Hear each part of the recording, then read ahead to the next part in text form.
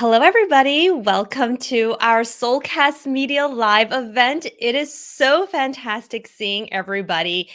Good morning, good evening, good afternoon, wherever it is you are dialing in from. I was looking at all the names and the comments that were coming in behind the scenes, and it is so amazing. We have an international audience here, people dialed in from all over the world. Please continue to drop in the chat function where it is that you're dialing in from. It's so fantastic to see this. So, for those who are joining, welcome. This is our Soulcast Media Live event. And today we're going to be talking about something very close to my heart, and that is how do we develop executive presence at work? Perhaps some of you might have connected with me a few years ago because of my LinkedIn learning course. I am a LinkedIn learning instructor, and my number one course on this platform is developing executive presence on video calls. That's the title of the LinkedIn learning course. And it was actually the most watched course. I think it was back in 2021. So, talking about this today is something I'm very excited about because there's going to be so many great tips my guest and I are going to be sharing. So, before we kick off the conversation, I want to do a quick check of what you all can expect. So, today's talk is going to be about 45, 50 minutes or so. And you all know what we're talking about executive presence. But as much as it is a conversation between my guest, Brooks, and I, we want to make sure that we answer any questions that you may have, or if you have comments, suggestions, ideas of your own, we want to hear from you. So please utilize this chat function because it's a discussion amongst all of us. Because Brooks and I, even though we have our own thoughts and ideas of what executive presence is, I'm sure a lot of you also have ideas of how can you exude it at work? How do you think about this? So we definitely want to hear from you. So please utilize the chat function as Brooks and I are chatting, whether you're agreeing or disagreeing, it's all open to you all. Now, like I mentioned, this is going to be about 45, 50 minutes or so. And again, we're so happy you are here. Now, for those who are meeting me for the first time, I want to do a really quick introduction. By the way, we have close to 200 of you all right now listening, watching, and we're so grateful for this. So, my name is Jessica Chen, and I am the founder and CEO of Soulcast Media. We are a business communications training company. So, we work with Fortune 500 companies. We come in and we help individuals, teams, executives learn how to be better communicators with each other and individually. So even things like public speaking, that's one of our top ones. A lot of folks come to us because they're like, "Can you help us become better presenters?" That's exactly what we do at Soulcast Media. Communications, presentation, of course, executive presence, that's also another topic. Now, one of the reasons why I started Soulcast Media, and I love to tell folks this story, is because communications was not something I was good at, to be honest. I grew up fairly shy, fairly introverted. So, figuring out how to communicate, how do you develop that executive presence, that simply was not something I was taught growing up. Fast forward to the real working world, it becomes very clear that if you cannot communicate clearly, if you cannot communicate confidently, if you cannot advocate for yourself in the workplace, people are going to just not see you. And that is why communications is truly one of the most important skills. Now, I always tell folks prior to starting Soulcast Media, I used to be a former TV reporter. And I say there was no better place for me to learn how to be a better communicator than on TV. So that's actually one of the reasons why I started Soulcast Media was because I wanted to take all that I learned on TV, interviewing people, presenting every single day, and teach it to people. So that is where we are today. I host these Soulcast Media Lives every other week or so. So without further ado, let's get started with today's event. We are so glad you are here, and I'm very excited to introduce my guest. So, my guest today is Brooks Scott, and I consider him a friend. And Brooks and I, we can talk about how we met initially, but he's a good friend, but he is also an executive coach. He's also a DEI strategist, and he is a, this is in his words, chief culture curator at Emerging Paths, which is his company. It's great. So, Brooks, I'm very excited to invite you up here. How are you doing, Brooks? Jessica, what's going on? I'm doing good. I'm doing good. So happy. It's so cool to be on this end with you because I've seen so many of your lives before. So to do this in person with you is really an honor. So thank you for having me. I teased a little bit earlier of like how it was that we met, and I do consider you a friend, Brooks. But how we initially met was you actually, I think, started attending a lot of my Soulcast Media lives, right? I mean, that's Mhm. actually how I started to notice your name because I saw that you would put a lot of thoughtful comments, honestly, in these Mhm. events, and I was like, "Who's Brooks?" Like, that was really interesting what he just said. So honestly, what ended up happening, and I'll say it from my perspective, but once I started seeing your name on LinkedIn, you suddenly became a warm contact to me, right? I was like, "Oh, Brooks, Yeah. I know Brooks." And then for somehow, and then we just started connecting, we started talking, and that's essentially kind of where we are. That's how I initially got was like, "Hey, who's Brooks? What about you? How did you Yeah. even find?" Yeah, same thing. You know, it's such an interesting thing with the algorithms of these social media companies, Facebook, Instagram, LinkedIn. So I think because we do similar work, the algorithm kept pushing me your content, and then I was watching a couple of these of your lives, and I was like, this is some really good stuff. And then I think I had just started my coaching company Mhm. probably around the time that we first connected, and I was like, I love this content. This is spot on, and like I'm gonna find a way to do some work with this person over here. So that's how it all started. So yeah, sometimes the algorithms hurt, and sometimes they help. So helped us in this case. It's really cool, and this is really the Yeah, power of LinkedIn. I mean, yeah, we're all on LinkedIn right now actually watching this, and I always tell folks, and trust me, LinkedIn does not pay me to say this, but LinkedIn is truly one of the most powerful platforms if mhm, business and connecting with business-minded folks is your priority. So, Brooks, yeah, I know I did a quick intro of, you and the work you do, but we're here to talk about executive presence, and I know all of us mhm, here who are listening, watching right now wanna think about, okay, how can I develop executive presence? What is executive presence? So let's just kick off the conversation from your perspective, Brooks. What is yeah. executive presence? Is this something that we're born with? Do we develop it? What is it and why does it matter? Yeah. Oh, so many thoughts on this. So this is something that we all have to develop. And I think the problem is a lot of us are developing our executive presence in the wrong way. And so when I think about executive presence, I always say executive presence tells us that we're supposed to look and sound like a particular type of person. And so as we look at the organizations that people happen to work in, I want everyone here in the audience to ask yourself who is in the majority group of the people who are running the companies that all of you are working for. Now, I don't control the majority group. You don't control it, and so we can apply this lens of sometimes it's race, sometimes it's gender, sometimes it's both, sometimes it's a lens of disability, whatever it happens to be, but race and gender have the biggest impact on the most people. And so that's usually the lens that I apply when I look and I go into organizations and see how executives are responding and treating each other. And so if we apply this lens, we start to see some certain trends depending on the industry or the company that you're working for. So, for example, of the Fortune 500 CEOs, there's only 45 women, there's only five Black people, and there's only two Black women. And from a Latin, from an Asian perspective, the numbers are about 16.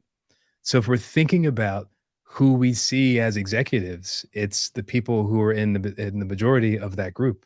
And so what happens a lot of times we try to model ourselves and our behavior off of those people, and we're losing a whole bunch of our authenticity.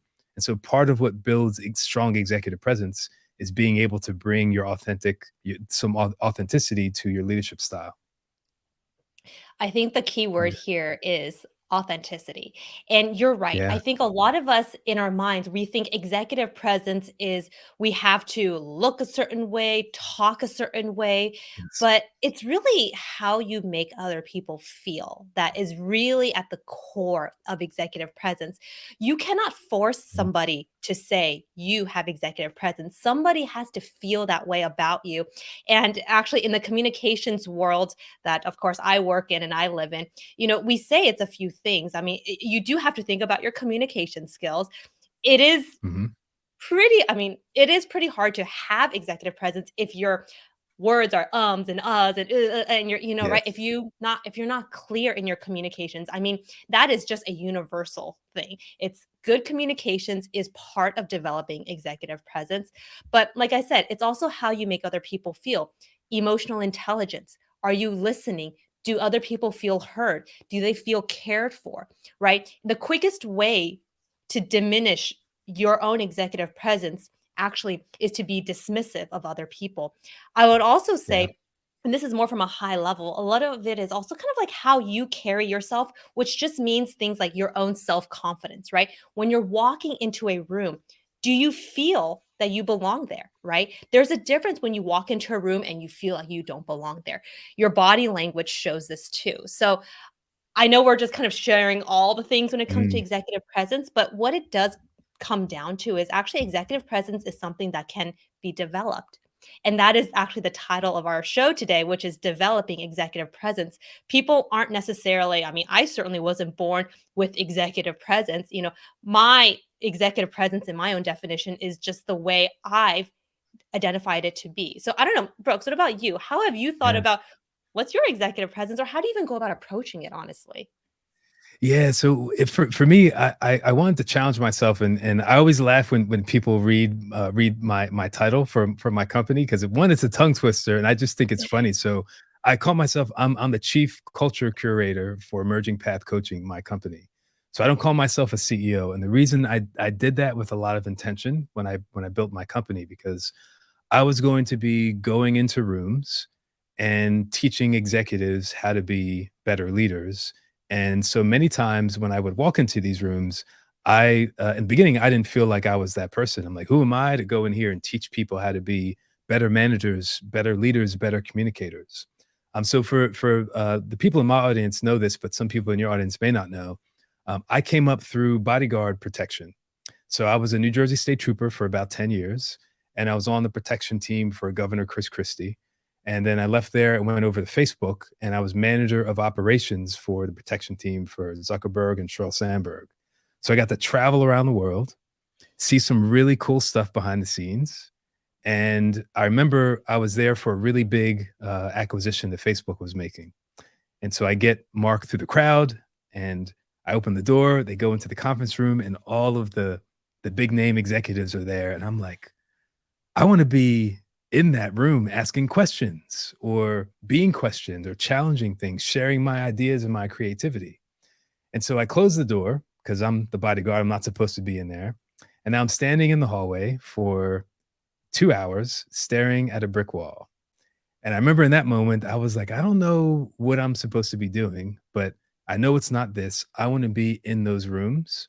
And so now, full circle, every time I put my hand on a conference room door and open it up to go and teach executives how to be better leaders, I think back to that moment.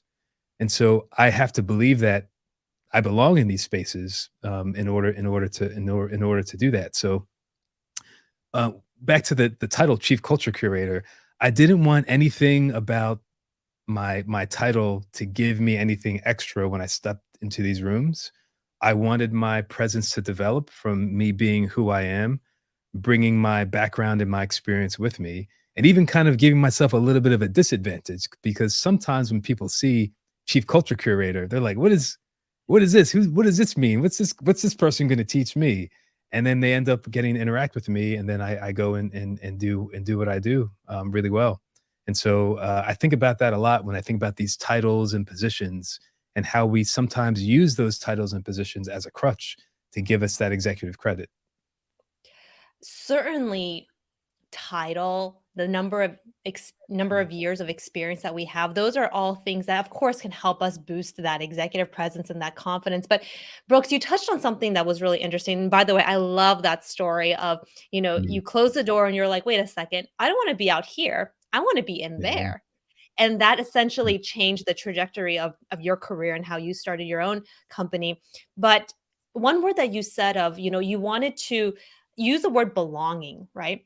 And I do think belonging does have to do with executive presence and goes to back to what I said earlier of it's hard to feel like you have executive presence when you also don't belong. Part of developing that Yeah. confidence and executive presence is feeling that you deserve to be there because it can give you that boost of confidence, regardless of who it is that you're around. The fact that you're like, hey, I belong in this room, that can give you that confidence. So I'm curious for you, Brooks, how did you even get into that mindset of belonging? And after you share, I'll share my own story because there were certainly so many moments where I did not feel like I belonged either. But how did you even get into that mindset, especially even starting out too? Yeah, yeah. I think about this. This reminds me of imposter syndrome, and so the feeling that we don't deserve to be here, that we're not supposed to be here, and then I really spent a lot of time thinking about this and writing about this and meditating on this. Um, no one has ever done anything the way that I can do it. Now, I'm not saying that I'm better than someone, or I'm not saying that I'm worse than someone. I'm saying that I'm different, that I'm unique, and so I can bring a unique perspective with me as we are trying to build something or iterate on something. And so, from that perspective, we all have a different angle, a different side. There are thousands of executive coaches out there. And again, I'm not saying that I'm better or worse than another executive coach, but there's no one who coaches in the way that I do. And so if I can bring my personality, my experience, all those things with me into these rooms, that has really helped me alleviate this concern and this thought process for like I don't deserve to be here, or I'm not as good as this next person, or I don't have this degree. I've met some engineers in over the course of my work that didn't even graduate from high school that are running circles around other people in the engineering field, like mind-blowing stuff. And so we sometimes use our education, our background, where we come from, all these things that we're internalizing this to hold us back. And I spent a lot of time working on just releasing all those notions so that I can show up with my own uniqueness and confidence when I walk into rooms. But yeah, for Jessica, I'm curious for you. Yeah, how was it? How did you get to this point where you could walk into these rooms and believe in yourself too? Yeah, it's funny. I actually I actually just did a LinkedIn post about just this topic yesterday. And I shared with folks, people who follow me on LinkedIn that, admittedly, growing up, I was never the smartest one. Like at school, I was never the top of the class. I was also not particularly athletic. I wasn't like student body president. I wasn't popular in that way. Like I was honestly just very average. And I share with folks growing up in a traditional Chinese household because I'm Chinese, right? There's also this like extreme expectation. Why aren't you number one? Why aren't you getting Mm, full score on your SATs, right? It's just like all this expectation. But for me, I also saw like, wow, I'm definitely not the top of anything, right? And I felt again very average. And that really shattered my confidence too, because I yeah, was like, everywhere I go, everybody I see, there's always somebody smarter than me, more accomplished than me, more capable than me. And that really started to wear down. And when I started working, so when I graduated college, I also did not study journalism, but I ended up getting a job in journalism. So that felt even harder because yeah, I was like, well, I don't even have like the knowledge. Like I'm learning it on the job. I mean, I'm grateful that I even got that job, but I was like, wow, I didn't even study this. So I feel like I'm already at like a huge disadvantage. So walking into these meetings, walking into these rooms, I felt completely out of place. I almost felt like, oh gosh, I'm going to be caught now, right? It's like that caught yeah, feeling of, oh, people are going to see like, oh wow, yeah, Jessica really doesn't know what she's talking about. And that really wears at you. But through time, I realized, and you said it perfectly, Brooks, like it really starts within. yeah, What you tell yourself, the narrative that goes on in your head really contributes to the action that you do.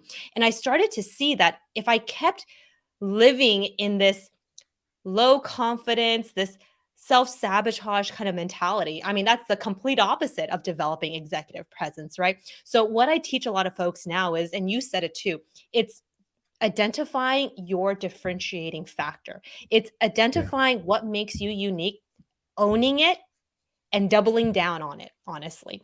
yeah, Those are the things that only you and everybody who's watching and listening right now, this is what makes you you. And if you can own it, you can improve on it, you can get better at it. And from there, people are going to see you as like, oh, this person really knows that. And this links to a lot of the communications work that I talk about, because at the end of the day, you can do great work. All of us can do great work. But if we cannot communicate the work that we're doing, Mm, why it's amazing, why we're capable, no one is also going to be able to see it and notice it. So that's why I think communications is so important. But that's my story. I totally felt that too. And plus, I'm a woman, I'm a minority, right? Uh, you certainly feel that way where you're like, who would want to listen to what I have to say, right? But yeah. again, it's what we tell ourselves. So, Yeah, those stories we tell ourselves are very powerful because those stories we tell ourselves turn into the feelings that we have based upon that yeah. story. And then those feelings turn into actions. And those actions are the way that we're walking into rooms, the confidence that we have, the way that we're speaking, all those things. And so it starts with those stories. And so that the first thing we need to break is those stories. And listen, everyone, there's Jessica, you have thousands of tips on all of these tactical things that we can do about the camera angle and lighting and all these things. I mean, I can't tell you how many times I've been on calls with some coaches and like this is the classic this is the classic angle that people I'm like, are you all gonna take me seriously? I've already like lost some executive presence right now just from the camera angle. So like go to Jessica's LinkedIn Learning and you can find out how to not look like this. But aside from like these tactical things that we can do, it really does come back down to us. And so the other side of this is also accepting and acknowledging that other people's biases that they have about us is not something that we can control. And so we have to keep that in our mind as people who come from underrepresented groups, especially as people who come from underrepresented groups. I remember when I was in the bodyguard capacity for this other company I was working for, it was me and the CEO and a couple other executives were walking to a meeting in London. All the executives I was walking with were all white, and then me. And no one knows that I'm the bodyguard. We were all wearing button down and jeans and sneakers. We were all wearing the same thing. Walking down the street, and another set of executives who we're going to meet is coming towards us. We ended up kind of meeting on the corner, and they were all white, and everyone in both of these groups were men as well. And so everyone is meeting and they're greeting, and everyone gets the handshake, and then it gets to me, and I get the soul brother man half hug, dap up, and I'm like, this has nothing to do with what I'm doing. This is these biases and these assumptions. And so I can't control going around and breaking all these biases for people to see me as someone who is worthy of respect, as worthy as the same handshake as everyone else. And so also we have to be able to recognize that we're doing those things. And the people who are in majority groups, this is really a challenge for you also to challenge those assumptions that we're making about about how people are supposed to be, how we're treating people. Those little kind of subtle things make a big difference. I love the way you also talk about these things, because you never make people feel bad about having the unconscious bias, having those feelings, because you said it perfectly. We all have it, right? I think it's just Yeah, being aware of it. And that is number one. I think that's what I really love about your work, Brooks, is like you educate, but you don't make people feel bad about it. Versus I feel like there's a lot of other folks who want to learn about this, how they can be better team members, how they can be more equitable in that way. But, there's going to be some like bumps along the way. But what I love about your approach is, don't feel bad. It's just, recognize, educate yourself, and then we can just do better. Right. yeah, So, yeah, yeah. There's a huge tech company whose name I can't share, but they have about 100,000 employees, and you all know who they are. They've been around forever, not forever. They've been around for a long time. 48% of their employee base are Asian people, which is great. You got half of your company of 100,000 people are people that are Asian.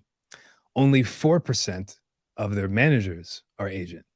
I'm not talking the C suite, I'm talking like people managers for the entire company. And so, what does that say about the stereotypes, the biases that our culture has, that this company in particular has about Asian people in positions of leadership?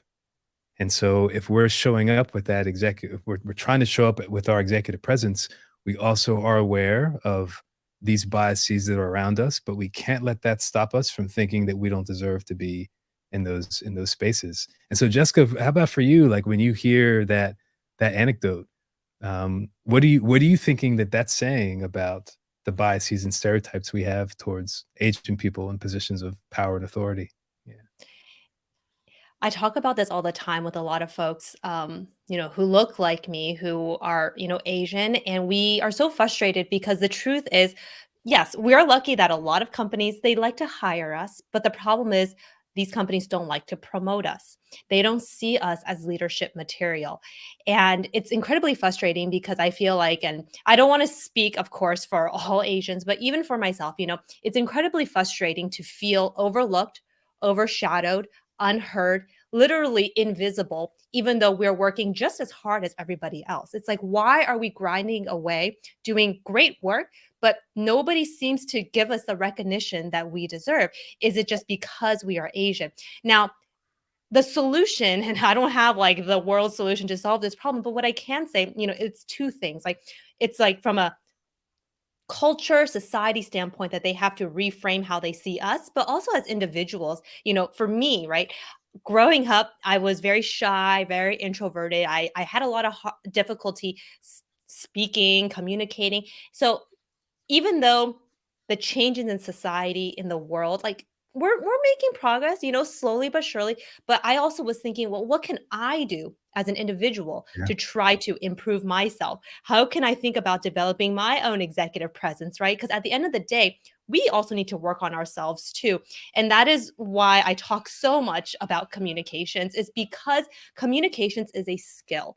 That means it can be Mm. learned, it can be improved. Trust me, I used to be the kind of person who would feel so frozen if you put me in front of an audience. My palms would get really sweaty. I could not communicate. I could not present. I was so anxious all the time. But that's the thing. Communications and getting good at it is a skill. Filler words, so guilty of that. Yeah. Even now, I don't even think my communications is perfect. I'm still learning as I'm going. But that's the thing.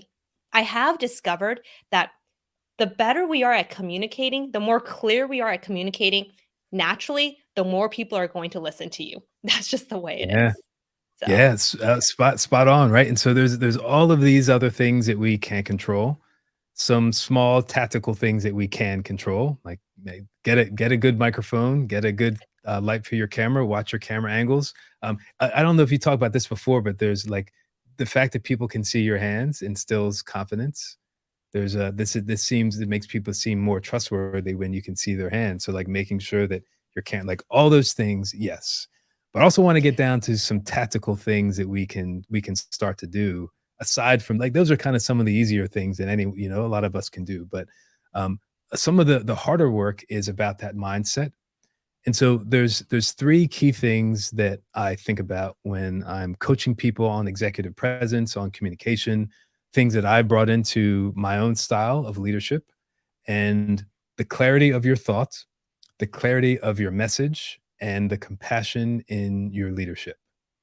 And so I'd love to start with the compassion in your leadership piece there. Yeah, Jess, what are you thinking oh right no, I now was gonna say, as I'm can sharing you that? repeat Yeah. that one more time? Just Yeah. in case anybody's writing this down, they're like, oh, and by the way, I would say if anybody is watching right now and you're loving all the things that Brooks and I are sharing, on the screen right now is a VIP communications pass. So we basically take all the show notes, all the tips that we're sharing, and we basically organize it for you so you don't have to watch the whole hour. But okay, Brooks, what were you saying in terms of the things you want people to think about? Yeah, yeah. Three key areas: the clarity of your thoughts, the clarity of your message, and the compassion in your leadership. And so this is how we can all start to develop this, no matter who we are or what we look like. I want to start with the compassion in our leadership piece first. The traditional idea of leadership and the way we're supposed to lead has changed, and I think for in a very good way with COVID and Black Lives Matter movement and the rise in hate crimes towards members of our Asian and Pacific Islander community, the rise in anti-Semitism, uh, the war in Ukraine. I mean, I could go on all of these different things. Like, you want to talk about no work in politics? Well, Roe v. Wade happens, and now a very political decision has now made its way into the workforce, and companies and HR teams are forced with wrestling with this. How do we deal with this with our insurance policies and our company, the way that we're treating each other? And so, with all these things that are happening in the world, leaders have to be able to understand and demonstrate compassion in the way that they're leading. And that is a huge part of executive presence now. Maybe it wasn't a few years back. I think, in my opinion, the Steve Jobs kind of way of managing and leading people with the iron fist and not really showing too much compassion, that's no longer going to work in these companies and organizations now. And so part of being a leader and part of your executive presence is also being able to read the room that's around you and thinking about how your words are landing, how your words are affecting other people, being able to see how other people's words are affecting the people that are in your group. And you, as a leader, sometimes having to be the one to step in and stand up and say something about it. And so, Jessica, I think there was something that happened in one of your LinkedIn lives recently, where someone made some comments, some biased comments, and you ended up having to address it. And so, it takes Mhm. compassion for yourself and for your community for you to see that and then to go and say something about it afterwards. So, curious, in that moment when you saw those comments that were coming in, um, it seemed like you turned your compassion on for yourself and for your community. So, what were you thinking about in that moment when that happened? Yeah, so for context, that comment was something revolved around, of course, it was looks, right? It was also my age, and I think I also had one not too long ago about my English too. And, I don't know what that person's intention was, and maybe that person was just genuinely impressed or curious of like, "Oh, wow," But I think in today's world, and actually what you said, Brooks, leadership and compassion, I do think leadership changes because culture changes and I love that. what people expect changes too. So you mentioned earlier about, Steve Jobs and kind of, being really tough on, his team. And I mean, there's no doubt about it. Apple is a very, very successful company. But does that leadership work? I mean, maybe, maybe not. But I will say it's not so much the leadership, it's also what the people you are leading, what do they expect? Do they Mm, want to be led that way? Do they expect to be yeah, led a different way, right? So even though you may know it worked in one context, it may not work in this context, right? So I do think mhm. leadership, being adaptable, being compassionate, like what you said, these are incredibly important things. And whether we are in a leadership position or not, it doesn't matter. I think all of us can think about these things and how we tackle and approach the situation. So that's actually just my 2 cents on this. Yeah, yeah. No, great. Thank you for sharing that. So that's kind of my thoughts on compassion. And I know clarity of your thought, of your message, and compassion in your leadership. So we're kind of going up the chain here now, but this is, I think, the compassionate part's important.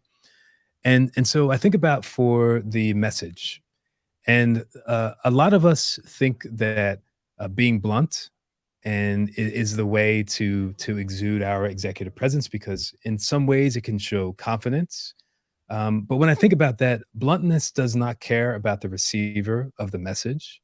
It only cares about us reinforcing this idea of who we are with our ego.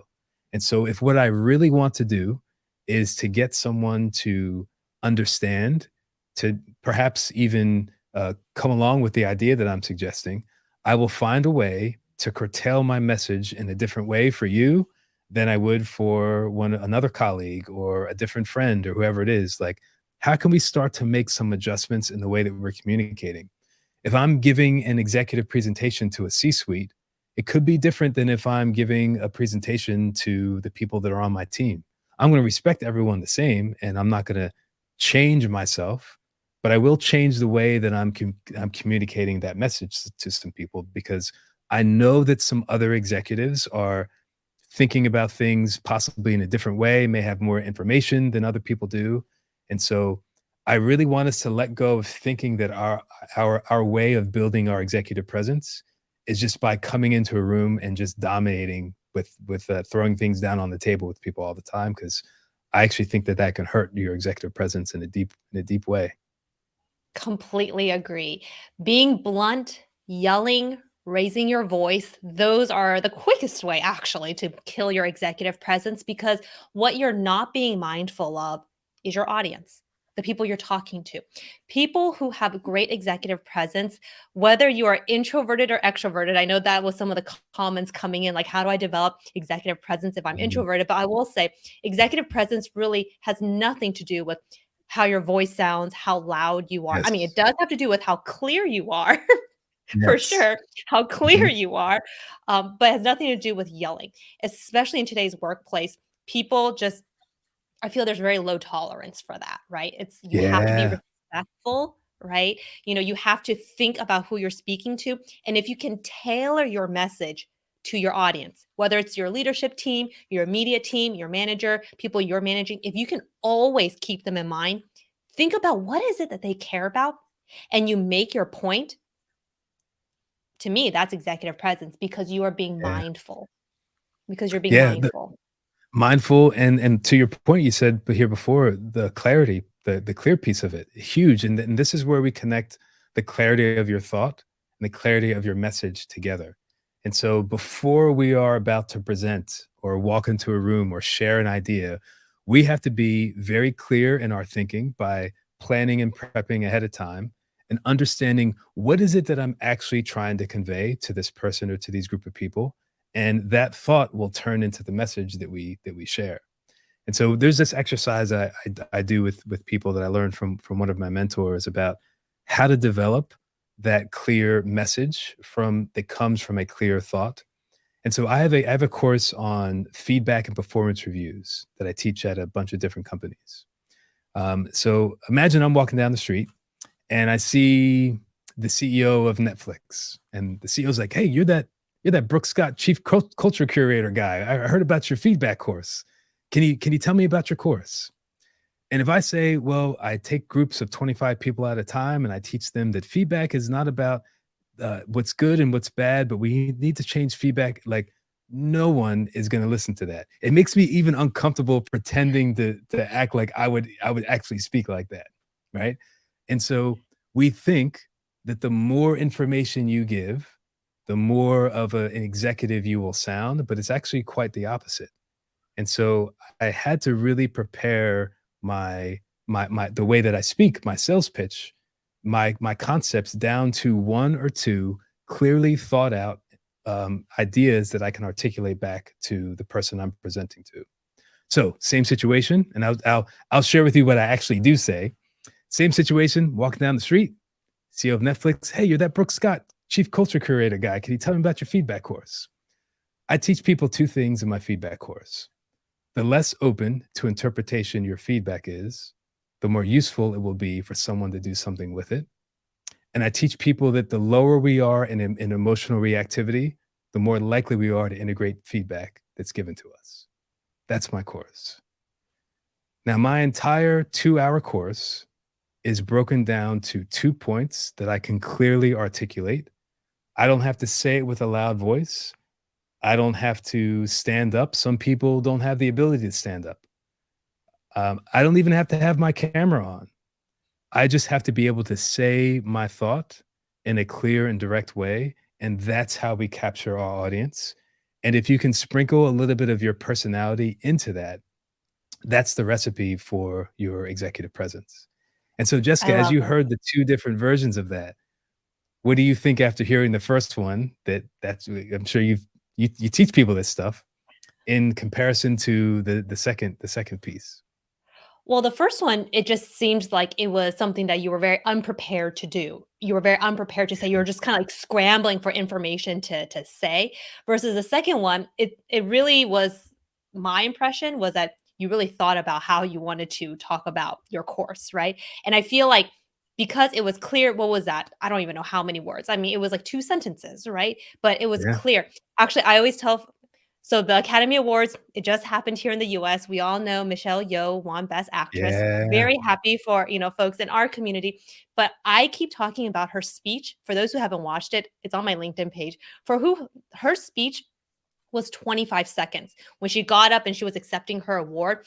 And her speech, it was so short, but it was so powerful because the way she used that opportunity to shine a light on everybody else, it was just so impactful. So I guess what I'm trying to say here is short and sweet is the way to go. And for those who are watching right now, this is actually a tip. If you find yourself becoming very long-winded, you're kind of noticing, "Oh god, I'm kind of going on a tangent," and we kind of feel it when it's happening. One of the best things you can do is say these words. The point I'm trying to make here is Mm. you literally just say those words and you can capture the audience's attention again because you might have lost them in the process of you going on this tangent. But you saying that just redirects it. And it also helps you as a communicator to refocus. The point I'm trying to say here is trust me, use that in your next meeting, in your next presentation. It'll do wonders. Yeah, yeah, I love that. Another tip I wanna add to that too, and 3 minutes is about as long as people's attention span. I mean, even Jessica, you and I, we didn't even talk about this, but we're doing this. If your whole audience is here right now, you and I are friends. If one of us talks for longer than about 3 minutes, people's attention span starts to dwindle. And 3 Mhm. is the magic number for like many things. And so think of your 5 of your best friends in the world. You love these people. You're all sitting down at a restaurant together, and one of your friends is talking about the towels on their vacation for 10 minutes. Do you want to hear your friend talk for 10 minutes after you all haven't seen each other? And you love this person. And so we also have to be thinking about like, this is where the compassion comes in. Compassion makes us feel out into away from ourselves to see what's happening, right? Um, so I think about that in rules of threes. What's Jessica? What's McDonald's slogan? Oh McDonald's. my god. Oh my god. You're I gonna know make me sing the jingle? You're gonna make me sing the jingle, aren't you? Wait, are you gonna Ba-da-ba-ba-ba. sing? Yeah, ba-da-ba-ba-ba. Okay, I know. I'm Okay, loving it. hold on. Yeah, I'm loving it. I'm loving it, right? 3, Nike. It's Nike. Nike's slogan. Anyone know in your audience? Check the Oh, chat. just Anybody? do Nike? it. Oh, yeah. Just do it. Well, I just said it. S Skittles? Oh, Skittles? I don't know Skittles. Taste the Oh, rainbow? Taste the Rainbow, right. Yeah. Rice Krispies? Snap, Crackle, Pop? Like threes. And so if we're going into these meetings and you have all this stuff you want to say and share, you got about 3 minutes before you either need to change a slide, ask a question, or make a joke to re-engage people, or you're going to lose people's attention. And so part of this executive presence is being aware of like how you are showing up in the world too. So when you combine all of these tips here together, this can really equate to be some powerful stuff that we can start to use in the workplace. So I think about the rules of threes when I have these conversations too. Yeah. Yeah. I think about how we can apply the rule of threes and even just, the 3 minutes. You and I are chatting right now, and we keep alternating. Like, I'll sometimes Yeah. talk, you'll talk, right? And I think that's strategic. And I think when it comes to how everybody who's watching, how we can apply this tactic in the workplace is understanding that executive presence, it's never about you and how much you know. Okay. I think Yes. that is the key. Developing executive presence isn't about you brain dumping all that you know. Developing executive presence is what I mentioned earlier about keeping your audience in mind. What do they care about? And speaking to that. You mentioned we may love our best friend, but do we want to listen to them talk about their beach towels for 10 minutes?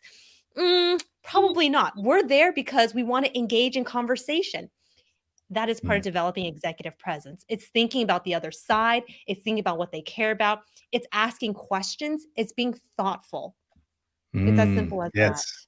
The questions, and this is another piece too. Like, I think about this a lot for interviews. I think the most important part of any interview is the last 5 minutes where the interviewer says, "Do you have any questions for us?" And people used to ask I mean, people still do these really kind of, um, when can I expect to hear back from you? How many people are you expecting to hire for the position? Come on, people. Like Well, I was part of gonna your say, I executive hope presence. people aren't saying no. I think I was talking to somebody before, and they were saying how there's still people who say, "No, I don't have any questions." Please Yes. don't say no. Yes, right? That's the other thing that happens, and, like, this is your opportunity to show your executive presence, to show your intelligence, to show the things that you're curious about by asking that really good question at the end. And I say this all the time too. If you go to a bookstore, you can find thousands of books on motivational speaking. Everyone wants to learn how to say something cool and witty in a meeting. Where are all the books on listening? Where are all the books on asking questions? It's the questions that change relationships and organizations. And so part of what we can do to help us develop that executive presence is to think of the really great questions to ask. I always wanted to be the person that would be in the meeting and like say the comment that just shuts everything down, and everyone's, "Oh yes, Brooks, this is brilliant." I Mind blown. tried. Oh, Jessica, I tried to be that person my entire life up until about 5 years ago. And I know some people. One of my friends, Mike Roglin, he's one of my mentors. This guy, he is probably one of the most witty people that I know, and I've seen him shut down conversations by like with one-liners. And he's brilliant at it. But that's like I wish I could be like Mike, but that's not me. And so what I found is part of my uniqueness that I'm bringing to the table is I'm the person who can ask really good questions, really great questions. And so if I can go to an executive meeting or speak to a board or help develop a DEI strategy or teach public speaking and presentations or feedback and performance reviews, I've learned to be able to ask really great questions. And that helps me exude my executive presence as well. I wanted to add that if you find yourself, or if anybody who's watching, if you find yourself sitting in a room with a bunch of executives and you're trying to figure out, and executives, I also can mean just like managers, senior managers, right? And let's say you're feeling a bit intimidated. How can you go about developing and even thinking about executive presence? The way that I always remind folks is to say this at the end of the day, even though people have their fancy titles, the number of years of experience, at the end of the day, everybody sitting in that room, they're also just people. And I think that Yeah. can truly humanize the feeling that we get walking into these meetings where we are perhaps feeling very intimidated. So when it comes to, oh, okay, I'm going to be walking into this room, a lot of senior managers are going to be there. How can I develop my executive presence? Well, it's just reminding myself that at the end of the day, everybody there is just like me. They're people. They have thoughts, they have feelings, they have insecurities. They're human. Nobody should be ever put on this amazing pedestal where you're like, oh my God, right? I think at the end of the day, we're all the same. And I think that can humanize, especially for those who feel very uncomfortable or self conscious or not confident, which again used to be me. But once I started seeing people who I thought were really amazing, and they were amazing, but I started to think, wait a second, that's just Jenny. Jenny has a family, she has kids, or Bob, right? Just thinking of them as people, not CEO, board chairman, right? If you can kind of just eliminate that, it can actually help you build that confidence to, of course, then you share your own thoughts and the differentiating factor we talked about earlier. Yeah, Jessica, you mentioned the pedestal, and I just want to double click on that. Like, we have to stop placing people on these pedestals. I don't want to be placed on a pedestal. I don't want to put anyone else on a pedestal. Like, we are all people. We are all humans here, showing up with our own insecurities, our own mistakes we've made, our own biases. And so, social media has done a lot of great for the world, but has also done a lot of damage as well because we are only showing the best versions of ourselves, and so it's easy for us to look at another person and put them on that pedestal. But at the end of the day, this is all just people. So we really gotta start to find a way to stop doing that. And so that can, like, this isn't even about us elevating ourselves. This is about us bringing people on the same level where we feel we are, because we are all humans here, and that's a huge part of building that presence as well. And for anybody who expects to be put on a pedestal, I mean, that is 101 not good leadership. A good Yeah. leader never expects to be put on a pedestal. They are down there communicating with everybody else, getting their hands dirty. I think that's the modern way of good leadership now, getting your hands dirty with the team. So, Yeah, yeah. so we've been chatting for quite a while now, and I feel I know. like Brooks, you and I can It's go so on and quick. on and on. Okay, before we end, do you have any kind of quick tips for folks on, okay, developing executive presence? What can I do? What do I need to do? I call them golden nuggets, and any golden nuggets you can share with all the folks who are listening right now of what can they do? What can they implement immediately? Yeah, yeah. There's another thing I think about too is, what do we do when we're running out of time? Since yeah, we're kind of running out of time here. There's two we have two options when you're running out of time giving a presentation or talking to a bunch of executives. You can talk faster or you can say less. There really isn't a third, or maybe I guess you can ask for some more time, but you're probably not going to get that if you're with a bunch of executives. And so I'll give everyone a hint. Talking faster is not the answer because again, we go back to psychology. Like people, they're actually not listening to you anymore when they can see that you're rushing and just cramming in all this information. And so we really got to go back to that technique of like making sure that we are very clear in what it is that we want to say. We do this in our personal relationships all the time with partners, with spouses, whoever it is. We get into arguments about stuff, and sometimes we're not even clear with what we're mad about. And so before we go into any confrontation, it's like, all right, what is the root of why I'm feeling the way that I do? Maybe I'm showing up and I'm like, oh, I feel disrespected by you.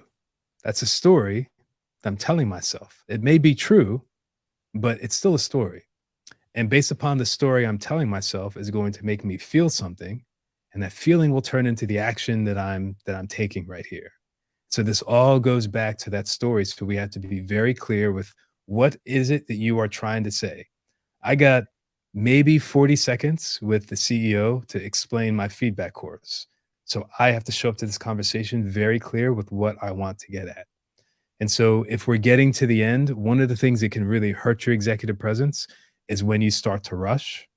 And so try to resist that urge and just realize, and I love Jessica, that question that you asked, that you suggested we ask. My point is X. Whatever that X is probably where you should start if you know that you only have a couple minutes left. So that's one kind of quick thing that I teach people when they're starting to feel nervous or rushing at the end of presentations to say less. Yeah. Instead of rushing.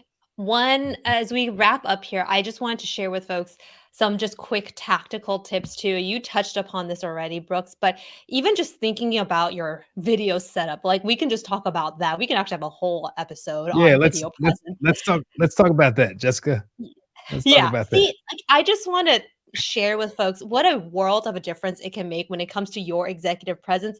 If your Yeah. camera is set up the way Brooks is set up, which was pointing up his nose, I mean, not the most flattering, Yeah. but just simply adjusting your camera and suddenly just look at the way, Brooks and I are framed. Everybody can achieve this too. Think about your own setup when you're about to jump into your next video call. What minor things can you do with your camera? Because when you're framed up nicely, upper half of your body, not too much headspace on top, suddenly it gives you that executive presence. We've all been on meetings where somebody's face is taking up the whole screen or they're just on the bottom of the screen. Again, quickest way to diminish your presence. I would say, lighting is very important too. Body language is part of communications. Facial expressions, you want people to see it. We still get on meetings where people are looking to the side and typing away while they're on a video call. If you're in a meeting, just turn your body and just stay centered if possible. And when you're done with the meeting, then you can kind of do your own thing. But I will say, if you have to turn your body and you're on camera, just say it. Like, just simply acknowledging it is great. I'm turning around because I'm typing something. It's just a good way to acknowledge that. And that is, again, part of executive presence. I mean, those are just kind of my 2 cents in terms of thinking about your setup. One other thing I want to share is, and of course, I'm a little biased, but I really think communications is truly one of those things that can really help elevate executive presence, which is what we're talking about today. And I hope people will walk away feeling that that is something that they can learn because that's something that I learned. And I felt like I started at the very bottom because I was an introvert. I was very shy, but learning how to do it completely transformed how I showed up. So, Brooks, where can people find you? Where can people stay connected with you? Let us all know. Yeah, yeah. Thank you, Jessica. So I'm on Instagram, Brooks E Scott. Super easy to find. I'm also on LinkedIn. You can find me over there. Jessica and I made a bunch of posts, and I just launched the Merging Path podcast about a month ago. You can find that on Instagram at the Merging Path Podcast. And so this podcast is dedicated to helping us have all of those conversations that we continue to avoid in our personal lives and in our professional lives, with a focus of mental health, diversity, equity, and inclusion, leadership, management, all these kind of different worlds kind of coming here together. And so if anyone wants to reach out or connect with me that way, would love to connect with you there. And if you have any questions, feel free to reach out to me on mergingpath.com. Yeah. If you've loved the things Brooks and I talked about and you didn't have a chance to take down all the notes, all the amazing tips that we shared, the VIP communications path, which is what you can see on your screen right now, that'll get you access to all our show notes from this event and all our events. It's a great way for you to stay in touch with the events that we do. I host these lives every other week or so, and I'll let you all know the next live we're going to be doing is about how to build visibility at work. It's about visibility and communications. So if this is an event that you're interested in, head over to our website, soulcastmedia.com, and be sure to RSVP for that event. So, Brooks, thank you. Yeah. Thank you so much for spending. Well, it's my early afternoon. I think it's your late afternoon. You're dialing in from the East Coast right now. I'm in Yeah. California. But I appreciate you being here. And of course, to all the folks who've stayed on the entire time and listened, we are so grateful for you.